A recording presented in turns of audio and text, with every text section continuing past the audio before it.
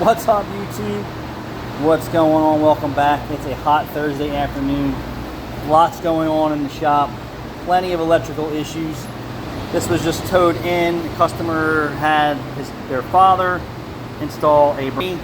They didn't want to buy our battery because Walmart was cheaper, so they went to Walmart and purchased their own battery and put the battery in backwards and blew the charging circuits and everything else. So let me show you what's up. Ready?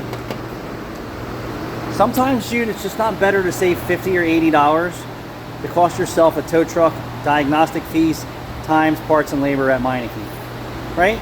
It's just sometimes it's just better to take it to the doctor and just let him stick his things where he needs to and figure out what's wrong with it. Did I just hear you say they hooked the battery up backwards? They hooked the battery up backwards. That means positive to negative, negative to positive.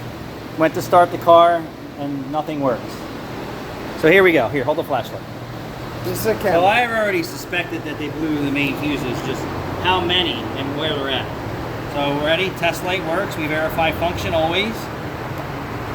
Alright, so these are the legs that come out of this area. So then we're going to go here, dead, here, dead, here, dead, here we're hot. So this circuit's blown, this circuit's completely blown, but this 150 probably feeds this circuit, is what I suspect.